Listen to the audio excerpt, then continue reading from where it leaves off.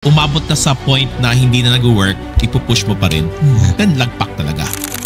Let go of the illusion that the expert can solve my problem. So sabi ko nga, wag magmadali, wag hanapin, kasi ang paniwala ko, ihahatid yan. Nagpasok ka ng executives ng big guys and it didn't work. And let's all welcome Mr. Jason Ferrer. Palakpakan natin. Thank you. Thank you. Ang panalo lang yung kumpanya at saka yung partner, talo yung customer. Para sa akin, parang scam yun. Papapanalo lang ang partners at ang mga customer, talo kumpanya, tawag doon, charity yun.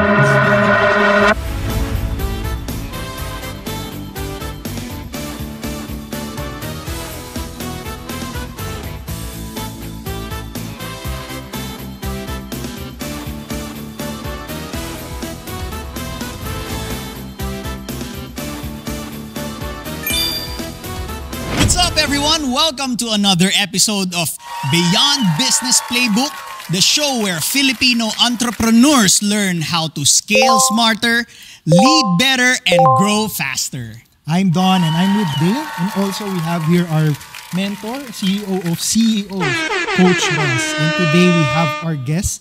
He's the CEO of Top Bliss, a company that continues to grow while integrating the principles of this program. What's inspiring also is hindi lang siya ang nag-focus sa sarili niyang development, pati buong team, family, and also the distributors. Kaya nabuo yung team nila, sabay-sabay na nag-level up. And let's all welcome Mr. Jason Ferrer. Palakpakan natin. Thank you. Thank you.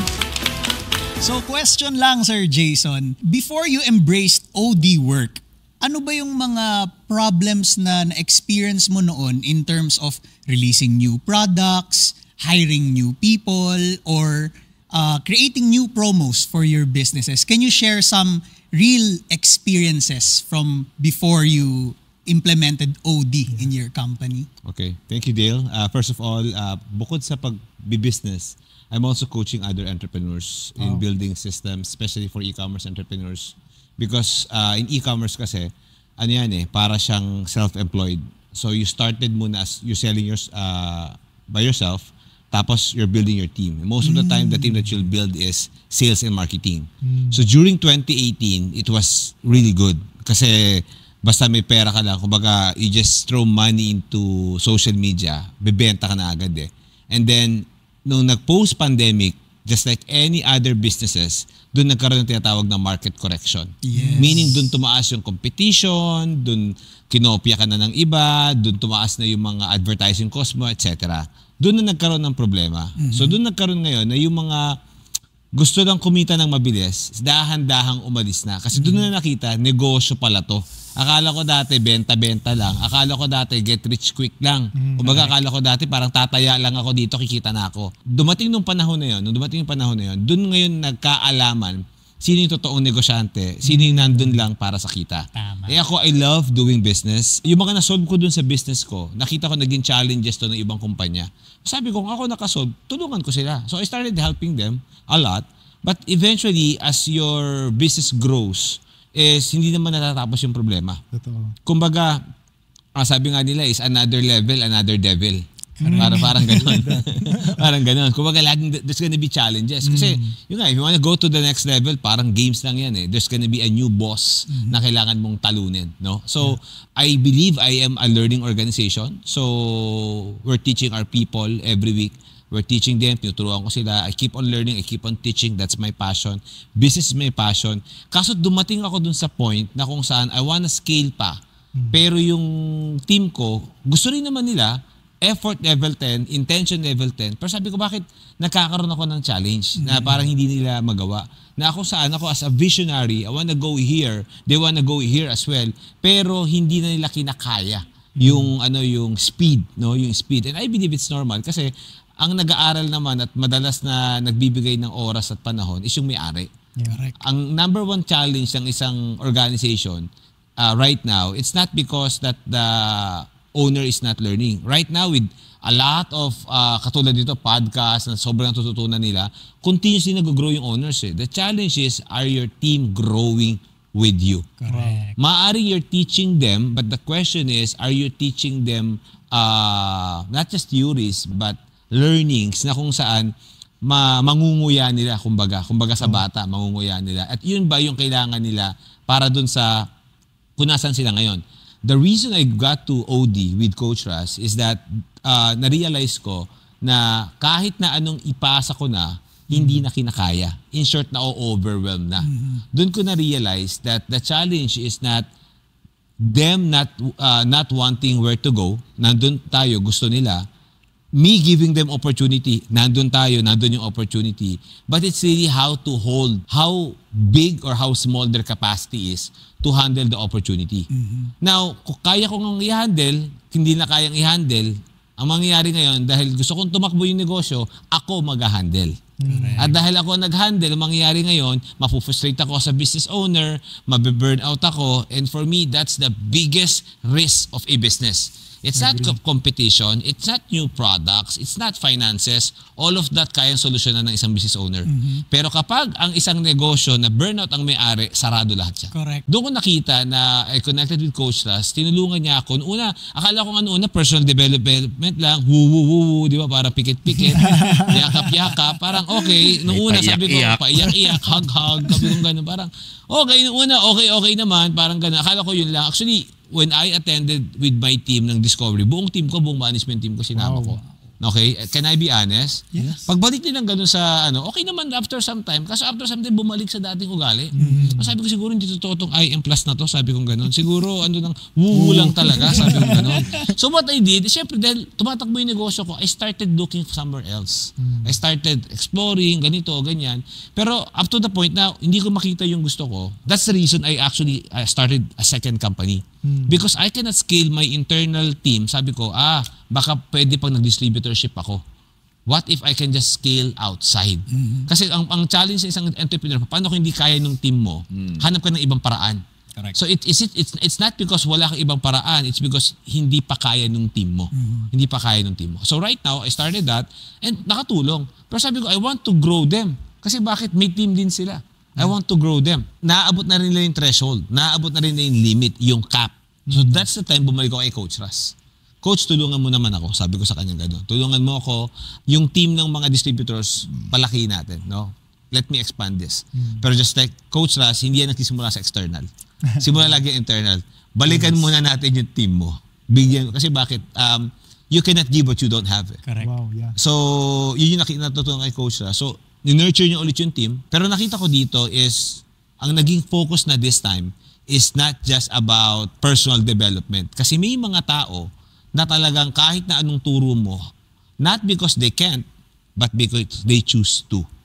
May mga tao na dito na muna ako mag-stay. Comfort zone ko na muna to. Nagustuhan ko with IM Plus OD is that it's designed for people to grow. And it's also designed for people to have that safe space to say na hindi pa ako ready dyan. And because of that, dito muna ako. Because of that, maki-choose out muna ako. Pero with love, with dignity, walang away, tigit sa lahat, walang dole. Yes. That's my experience. That's the reason I kept looking. And nakita ko nga si Coach Ras. And right now, talking to a lot of business owners, their challenges is that lahat, yes, by the way, here's one thing.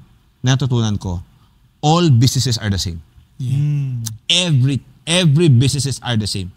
No one could ever tell me that my business is different. No, everything is the same. And most of the frustration of business owners, it's because their people have reached to a certain level of capacity at because they want to grow, sila na yung gumagawa ng trabaho ng tao nila, then they ended up burning out. Wow. Pero they show it, they tell it, that's dami ko na kasing ginagawa ngayon. I doubt. Kasi yung responsibility ng mga malaking kumpanya, nandun eh. And natutunan ko in business, it's either you're growing or dying. There's no such thing as staying. You know why? Because people want faster, better, bigger. Diba? Naka-iPhone 15 ka last year, ngayon naka-iPhone 16 ka na. Correct. So, yun nakita ko, and because of the consumers want faster, better, bigger, ikaw din as a business owner para magstay ka. Yun din yung gusto mo sa mga tao mo. But the question now is, kaya ba ng mga tao mo? Yeah. So, nagpapasalamat ako kay Coach Ras kasi was able to expand my team. Hindi lang yon. Kung may mga taong hindi kaya yung expansion, sila mismo yung nag-i-step out. with dignity, ng maayos, ng walang away, no? Tapos kagandahan doon is sobrang daming natutulungan na intern si Coach Ras na ready to step in. Grabe, no? From 17, 18, 19 years old, taking roles na parang may mga interns ako. Ito pa maganda doon, interns, ibig sabihin walang bayad. Yeah. Pero alam mo, kanina lang may nakausap ako, alam mo sabi ko sa kanya, I'm now feeling unfair na hindi kita sahuran kasi grabe na yung value yung binibigay mo sa akin. Wow.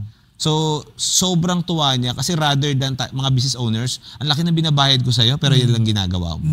Mas masarap sa feeling nung ang dami mo nang ginagawa, ako na yung nahihiya or ako na yung natatakot baka iwanan mo ko.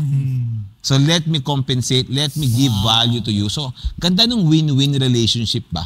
Yeah. Na binibigay sa'yo tapos ikaw din nagbibigay. And you are just coming from the place of abundance ba? Kasi sobrang laki din yung nakukuha mo. Siguro ganun yun eh. Pag sobrang laki yung nakukuha mo, you're just gonna give and give and give. You know? Nawawala yung scarcity. Kasi yung mentality, laki na binabayad ko sa'yo, iba ang ginagawa mo. Coming from scarcity. Yeah. Diba? Not because you are scarce, but because the setup, the capacity is hindi kaya. Thank you so much, Boss Jason, for sharing a lot of things. First question pa lang, grabe na yung value, no? Siguro add ko lang, no, na with the previous episode that we have, paano ba magsimula? And I just told you the steps. He told the step.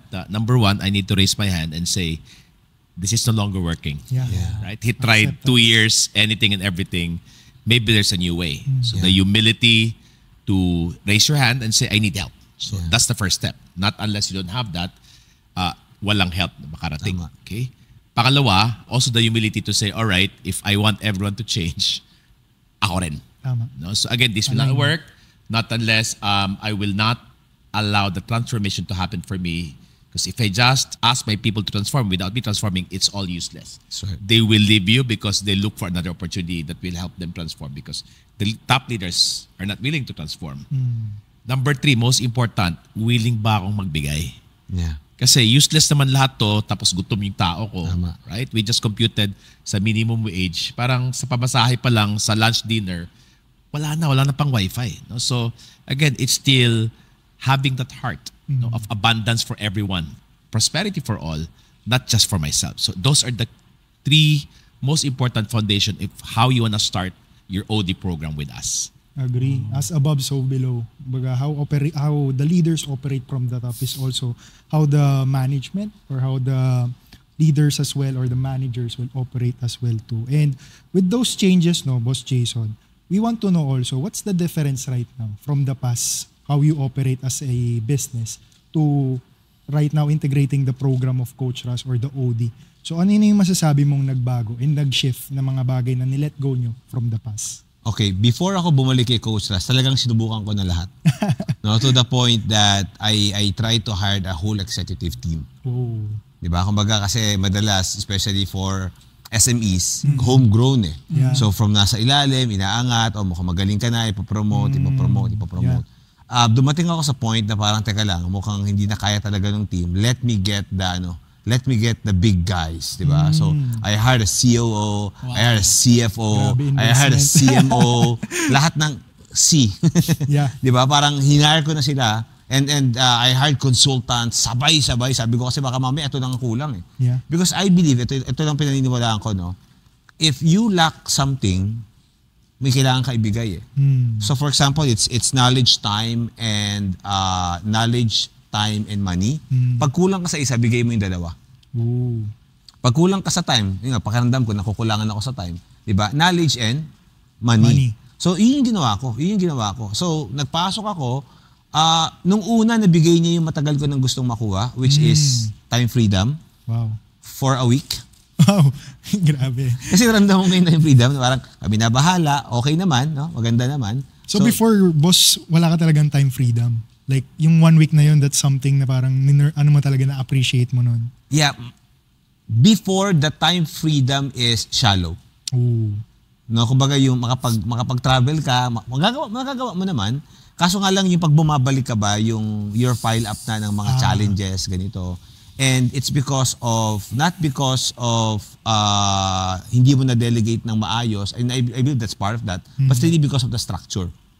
The structure na kung paano magiging self-manage yung team. Magiging self-manage yung team na hindi lahat na lang inaakyat papunta sa'yo. No? So, ganun yung nangyari. So, for a week, no, naranasan ko yun. Parang okay to And doon ko na-realize na ang mga business owners, hindi mo talaga sila mapapahinga. Totoo yan. Hustle mindset. Ang more than hustle mindset, I believe meron siyang yung hit-seeking missile yung utak ng mga business owners. To always look for opportunities. Doon ko nakita na parang okay, so pag tinanggalan mo ko ng trabaho, makakahanap ako ng mga panibagong opportunities na gusto kong gawin. Kasi pag nagtatravel ako, dinadissect ko kung paano kumikita yung negosyo Hindi ko naman negosyo yun. Diba? So nakikita ko yung mga opportunities na to. Nung nabigyan ako ng ganung time freedom, sabi ko, wow, sobrang daming opportunities. I wanna take that. Kasi before, I cannot take that because dun, every time kumukuha ako, teka lang, ako na naman gagawa nito Hindi pa nga ako tapos sa karaan wag na lang. So, nung nangyari yun, sabi ko, wow, ang ganda nito. Yung nga lang, when I get back, ito yung nangyari. Number one, bumagsak yung culture. Kasi, again, the executives that I got, they're not bad people. Yung nag-work sa dati, baka akala mag-work dito. Iba yung culture namin with Toplist. So nagkaroon ng clash. Sabi nga ni Coach Ras, challenges ko rin yun kasi hindi ko rin na-hand off ng maayos, etc. So, bumagsak yung culture. Dahil bumagsak yung culture, bumagsak yung performance. Automatic yun. Pag hindi ka masaya, sigurado hindi ka magiging magaling. Mahirap maging magaling pag wasak ka sa loob. Agree. So, bumagsak yung performance. Pangatlo, bumagsak pati yung sistema. Kasi yung gumagawang sistema, tao din siya nagpapatakbo Nung nangyari yon, nung nakita ko nangyari yon, unang-una mahirap para sa akin kasi ako yung nagpatakbo ng company for the longest time. Nakita ko nasasaktan yung mga tao. Nakita kong people are resigning. People who used to be rallying for the company are resigning. People who used to be high performers are low performing, nagiging pasaway. And now systems are nagkakaproblema to the point na muntik pa ma-delay yung sahod. Sabi ko, ibang usapan na to. All of this realization happened when I was in Korea. During my anniversary with my wife. Why? Diba? So, habang nangyayari lahat yun, nandun kami. Diba? So, you're celebrating something na special. Hindi ko alam kung celebration ng tawag doon. So, ganun yung nangyari. No, actually, wala akong pinagkwentuhan nito. Ngayon ko hindi ko alam ba't ko pinagkwento. I need to do a reset. So, pagdating ko ng office is, I took all the responsibility. I said sorry for my executives. Let me deal with this one first. Ako muna nga hawak nito. I believe masyado ko minadali yung mga bagay-bagay because I want to bring this team somewhere. I want to bring this company somewhere. Kung yung sumalo, okay ulit, masaya ulit yung mga tao. Kaso, balik ulit kami sa dati. So, nandun ulit yung gusto ko silang dalhin kaso hindi ko madala. So, doon ako lumapit kay Coach Ras. Ang nagbago ngayon is that, number one, people are not just happy but they're performing. Wow. They're performing, they have high initiatives. And because of, hindi lang dahil sa happy, but because they found a purpose at nagkaroon kasi ng structure. Because they know that for them to experience freedom, there should be accountability. Pero dito, naramdaman din nila na hindi ako pwede mag-relax kasi what I have here is an opportunity na kung hindi ko siya hahawakan ng maayos, there's a lot of people out there who's willing to take my place. Yeah. So because of that, yun, ang laking naitulong. We have reached milestone ng sobrang bilis. Kagabi lang, nagkita-kita kami. Alam mo, nagulat kami. 1 month pa lang pala kami. Kala ko 6 months na kami. Wow. Na sobrang daming magandang nangyari. Wow. That's right. Grabe. So, it's really amazing. Thank you to Coach Ras. Wow. And kanina pa nangingiti si Coach Ras, no? Maybe we're right now curious, Coach, no? What's that certain experience with Boss Jason nung simulang lumapit siya sa'yo? How was that conversation or collaboration before kayo nag-transition? Natawa lang ako dahil nasa Korea siya, nasa Pilipinas ako. So si Jason kasi, pag naglalambing yan, alam ko na. Pero hindi niya pa sinasabi, meron pinagdadaanan. So, knowing me, I allow people to explore because para sa akin, how do you really want to know what you truly want if you're not able to experience what you hate? No? So, which means my engagement with Jason, with serious engagement last year, and we have what we call Visionary Syndicate, wherein all the CEO founders who's doing Zenovation with me, magsama-sama yan. And this is a meeting every Friday wherein maybe 100 be worth ang net worth ng mga kasama. Siyempre nakita na, gumanda na. na paano ko ma-sustain to, parang feeling ko lang, ang lagi ko sinasabi, intern. So sa mindset kasi nila, kailangan ko na kumain ng expert. Yeah. Okay? And that's what happened to 3 other companies. Yeah. No?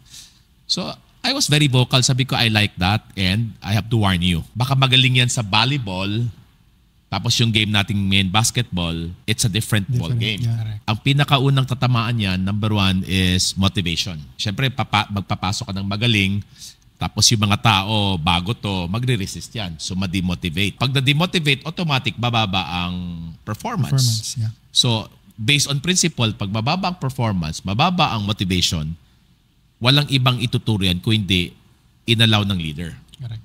So, but again, 3 out of 6, just enjoy it. Because I just watch here. So, hindi ko alam ano nangyari. But again, I just got a call. Sige, usap tayo. Hindi ko alam how can help you. But let's have lunch.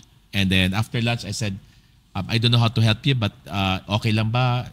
Lahat ng leaders mo nandoon, magbibit-bit ako ng mga teenagers. And then, yeah, all of that, it was so beautiful. Yung level 10 ng happiness ko. No? In fact, my right hand in this organization is Paolo. I said, Paolo, kumusta ka? Sabi niya, Coach, parang masyadong effortless naman to. No? Parang sobrang happy ako dito na if we can have more of this.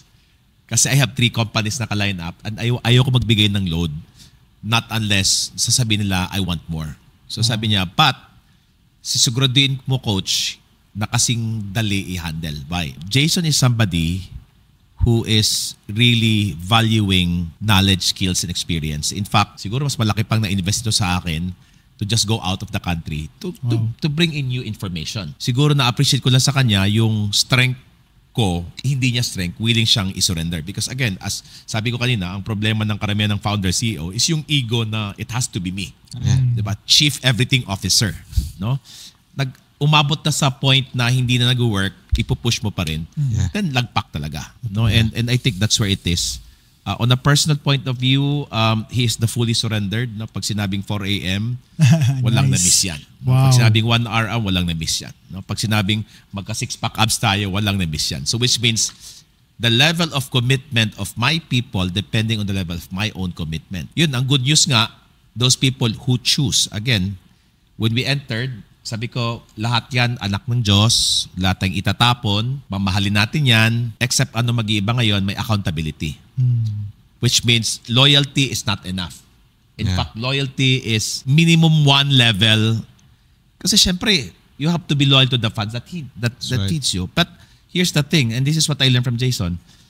Do not be loyal with the people who started with you, but be loyal with the people who will be with you in the next 3 to 5 years. Which means if they can shift themselves to, again, number 1, align their character based on your character. And his character is business ownership, accountability. But if these people are just loyal, but they don't have ownership, they don't have accountability, bit-bit mo yan, pagod ka, hindi ka talaga mag-i-scale. That's number 1. Number 2, their competence. Again, AI na tayo. Okay, again, there's a lot of digital things, but again, most probably, are they able to meet the demands of the new generation? And if not, mahihirapan tayo. But last but not the least is what are they contributing? Because some of them are just 8 to 5. And hindi na nga basic yan eh. And we throw out the 8 to 5 thing right now. We just have to put in value. Most important part in the exponential organization, step number 1 is let go of the illusion that the expert can solve my problem. Who are these experts? These are the people who's been in the industry for 10, 20, 30 years. We go back to them because what they know in terms of how to operate business right now, how to lead people right now, it's so outdated, which is we need brand new mindset. Okay? I don't know, Jason, how much do you appreciate our teenagers in handling whatever we want them to handle? Ang galing, Coach, kasi like right now, the way that, for example na lang, no, yung dalawa na nakadirect sa akin. No? So, pag magbibigay ako sa kanila ng mga bagong task, umaga task na even ako yung gumagawa. Pero nakita ko kasi yung capacity nila, malaki. Gawin mo to. Ang lagi sa akin sinasabi, unang-una, they're very, very honest. I'm not excellent on that. Sabi sa akin, boss, I'm not excellent on that. But you know what? I'm excited to learn. I'm excited to learn. And you know what? That's all that I need. Because Yung ginagawa ko ngayon, before I'm also not excellent on that. But because of the excitement na meron ako, because of the openness na meron ako, magkamali, lagi mo tinuturo, fail fast, fail cheap, di ba? Fail forward. And because of that, nag-move forward yung kumpanya. I agree. So just to ask you, Sir Jason, meron ka pa bang gustong i-consult kay Coach Russ na concerns mo ngayon in terms of your company and organization? Actually, yung nakaraan, yan yung pinag-uusapan namin. Sabi ko sa kanya, Coach, nakikita ko na yung pattern. Kasi right now, ang gusto ko kay Coach Russ, actually, bukod sa tinuturo niya sa akin, may mga nakukuha ko na hindi niya tinuturo. Baga caught, not taught. Yeah. Di ba? So, ang nakita ko ngayon, yung sa kanya, napaka-vocal niya sa mga bagay na hindi na level 10 sa kanya. Kahit magkano pakikitain niya dyan, kahit magkano pa mawawala sa kanya, pag hindi na level 10 sa akin yan, bibitawan ko na yan. Correct. Bibitawan ko na yan. Kumbaga hindi siya attached. And maiksi lang ang buhay natin sa mundo eh. So, dapat lahat ng ginagawa mo, level 10, masaya ka. Diba? Kasi ang problema ng isang business owner, hindi na level 10, basta may pera, nandyan ka, muuwi ka ngayon, dami mong pera, pero malungkot ka. Totoo. So yun, yung huli namin pinag-uusapan, sabi ko, Coach, nakita ko na yung pattern. Ikaw, kaya ka level 10 ngayon. Kasi dati yung IM, level 10 mo pa. Yung discovery, level 10 mo pa. Yung breakthrough, level 10 mo pa. Pero nung dumating ka sa point, nararamdaman mo na hindi ko na to level 10. Kasi patuloy ka nag-grow eh. So makikita mo ngayon, teka lang, hindi na ito yung level 10 ko. Now I'm seeing another purpose na pinapakita sa akin ng aking creator. So be willing to let go of that and not to be too attached for the success na meron yung before. Ngayon, ang tanong ko sa kanya, Coach, how can I find or how can I build the next CEO na pagpapasahan ko ng kumpanya? Because right now, I'm just so happy helping other entrepreneurs. Last time we just got to Isabela, nag-back-to-back kami dalawa. Ako doon ako sa technical, doon ako sa business side. Pagdating naman sa people, organization, leadership, doon naman siya doon. Ang sarap ng ganung feeling. And para sa akin, yun yung level 10 ko. So, yun yung next na tanong ko sa kanya ngayon is Coach, how do I... Kasi ikaw, meron kang Big Explorers eh. Nakasama namin si RDR, nakita ko nandun si Wendy. Sabi ko, kaya pala may RDR kasi may Wendy. Sabi ko, so para may elevate ko yung gusto kong ginagawa at yung brand ko, I have to find. Pero sabi niya, kung muna magbadali, pero I think mas marami pa siyang masasagot tungkol dyan. Siguro yung sagot dyan, no? Sabi ko nga, wag magmadali, wag hanapin, kasi ang paniwala ko, ihahatid yan. No? In fact, ang dami nang hinatid ng Lord sa'yo, mamimili ka na lang. Yeah. One of which is the 15-year-old eldest daughter Yeah. who's now in love in the space. Malay mo. Yeah. If she steps up the game, which she is. Yes, No? yes. Nagpaalam na, magdi-discovery for adult. Wow. Sabi ko, mag-ambag ka muna. Opo, Coach. Sige, how can I add value? Ganun kagad. 15 years old. No? And I'm just happy. Again, she might be, but she's not assuming she is. But I'm just happy with the level of how synchronized we are with support system. I guess what I want to add is really understanding the life and death cycle of an entrepreneur. Okay? And I want to connect it to spirituality. As a beautiful creation of God, number one, we are a co-creator of God. So right now, you're creating something. The moment you create something, you need to start nurturing that one. Then the moment you nurtured it, it has to come to a certain space that it becomes now an expansion. And when you expand it, you push your maximum capacity when that expansion become a transformation, that it can now live a life of its own most of the time and pass it to the next generation. But the bigger question is, are you willing to die from it? 17 years. Discovery, Breakthrough, Abundance is Ross Huson. This year, parang I cannot imagine, out of 60 class, 2 lang ang ginawa ko. Which before, hindi, back-to-back ako lahat yan. Which is, am I willing to die it so that the life cycle of now to birth of something new, to co-create, and then to nurture it again, to expand it, to transform it, and am I willing to die with it so I can co-create again with my God? So it's a nature, it's a cycle of which a lot of businessmen don't see. Yeah. Because my identity is this one. Yeah. Who I am is what I have. Who I am is what I do. Versus who I am is a beautiful creation of God unfolding to serve humanity on a bigger and grander way. That we create paradise on earth. Can you share to us, Boss Jason, what are you getting from that? And at the same time, what are your message to Coach Russ? Yeah, I totally agree with Coach, no?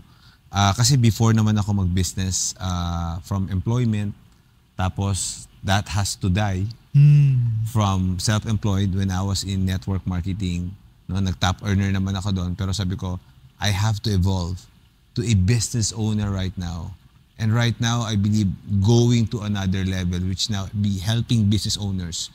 And whenever I do that, actually, when I started just going out there, helping business owners, automatic na lang kumukonect sa akin yung mga tamang tao. Actually, yung akala ko na kailangan magstay ako sa loob ng kumpanya para palakihin yung kumpanya, mas tumalaki yung kumpanya pag nasa labas ako ng kumpanya. Because opportunities are opening and yung mga tao sa loob, sobrang nano-nurture na lang sila, sobrang lumalaki na sila. And yung massive transformative purpose namin of creating abundance, nangyayari talaga.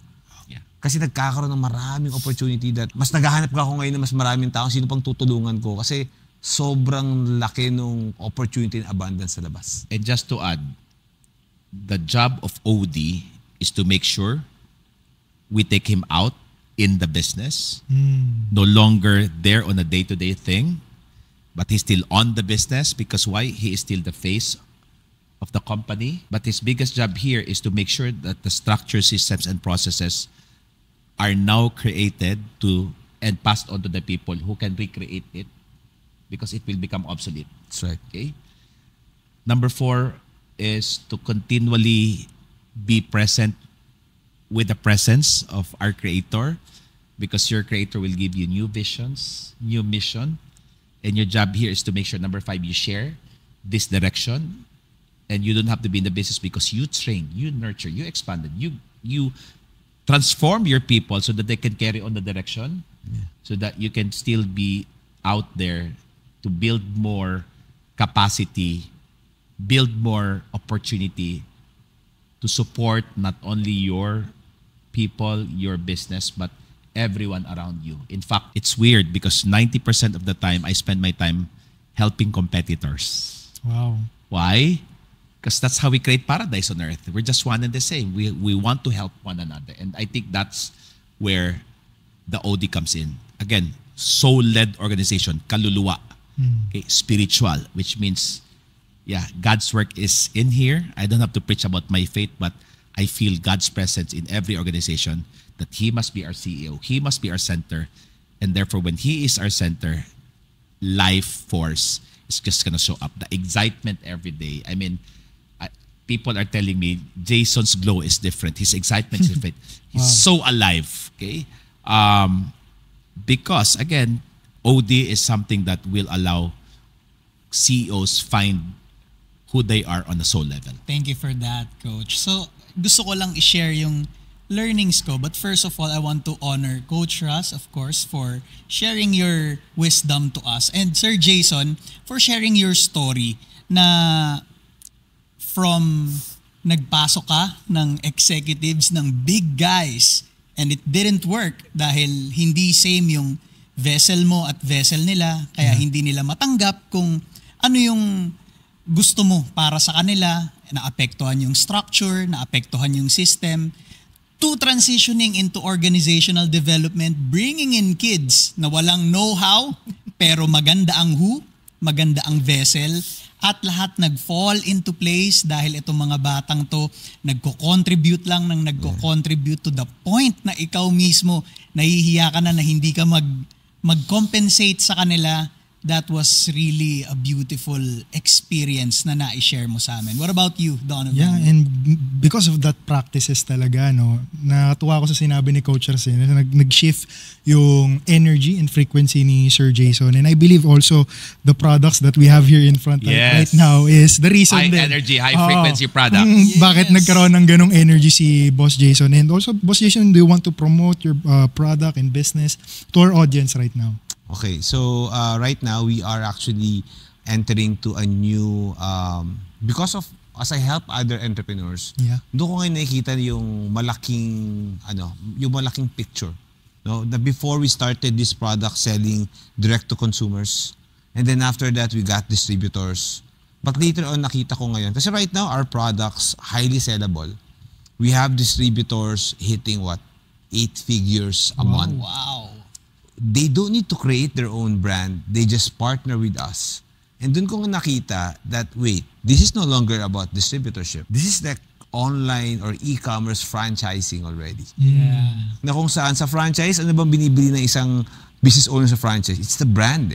So dito, branded na yung mga products. We have end-to-end system for people looking for an opportunity. We have a branded product who is high demand and highly profitable. Kasi mga na-attract namin dito are not first-timer entrepreneurs. They're not startups. Ang mga na-attract namin dito, people with a team of 10 to 15 employees. Wow. And they're just selling what? A coffee. Di ba? Coffee. Pero papaano itong nakakatulong? Kasi because of the values na meron yung company. The values of win-win-win. Naniniwala ko, dapat panalo yung customer, panalo yung partners, panalo yung kumpanya. Kasi kapag ang panalo lang yung kumpanya at saka yung partner, talo yung customer, para sa akin, parang scam yun. Scam. Totoo. Pag ang panalo lang ay kumpanya at ang customer, talo ang partners, ang tawag doon, exploitation yun. Correct. Pag panalo lang ang partners at ang mga customer, talo kumpanya, tawag doon, charity yun. So I believe, we believe that lahat ng ginagawa namin sa company, we have a filter of win, win, win. Yes. Because of that, mamahalin ka ng customer, mamahalin ka ng partners, at patuloy yung abundance ng company. Wow, I love that. And maybe Coach Russ would like to say final words or anything na gusto niya sabihin kay Sir Jason. I'm grateful for Jason. This morning we had a very emotional exchange of voice messenger of thanking one another, of the peace of mind that we have right now. Okay, while we're exploding our business, the time freedom that we have right now, because of the people structure, people system that we all believe is gonna work. But more than that, maybe the fulfillment na parang natin kapaguran, no? Parang from 4 a.m. to 10 p.m. wala, back to back Yes. back out. Yeah. Because we're just fulfilled. Yeah. But because all of these three, yung pera, kusa na lang eh. I mean, we've never seen an enormous amount of people coming into you, wanna do business with you. Now, we have the chance to choose who we wanna partner with because all of this. Because this is sexy. Okay, we create an enormous amount of sexiness in our business because of the things that we do here. And I think for me, soul or spirit is sexy, it's fun, it's fluid, and therefore all I have to do is dive into my soul, dive into spirit, because that's where ease and flow comes in. Yeah. Wow, thank you so much, Coach Russ, for that final words. And with that, thank you so much, Sir Jason. No, I really love the conversation right now. To be honest, nabibitin pa ako. But our time is very limited. And final words, Sir Jason, that you would like to share to us? Okay, ako, I just want to thank this opportunity. Honestly, kanina pumunta ako dito. Hindi ko alam kung anong dadatnan ko dito. Actually, Denmark just called me. just contacted me. Nung binanggit lang niya si Coach Russ na makakasama ko. Sabi ko, yes. Kasi, Ako rin. But this is a love project by, of course, Direct Den. Palakpakan natin. No? And Mia, and of course, SMP team. These two guys love me. These are all love work, love project, because just like you, we want to bring soul to every organization. Yeah. Thank you. Yeah, thank you. And I believe I'm just here to share a story. Yeah. No, kasi we can talk about the numbers, we can talk about the earnings, we can talk about all of that. Sa pagnenegosyo, hindi na usapan ng pera. Kikita ka talaga, kikita ka. Yeah. May problema, pero kikita ka. Pero ang tanong na lang ngayon sa bilang negosyante, masaya ka ba? Yeah. Wow. That's deep. Masaya ka ba? Kumbaga ngayon, hindi na payamanan ang labanan, pasayahan. Pasayahan na ngayon. I love that. Thank you so much, Boss Jason, for really inspiring us with your story, with your transition of how you integrated the OD in your company. Once again, this is Don, and I'm with Dale of Beyond Business Playbook Podcast, reminding you that the real business growth starts with the right playbook. Yan! If you're a business owner and you find value in this at gusto mong magkaroon ng free, full experience ng aming leadership and culture assessment, don't hesitate to hit us up because we are here to support you. And don't forget to like and follow para mas makakuha ka pa ng mga tips on how to scale smarter and lead better.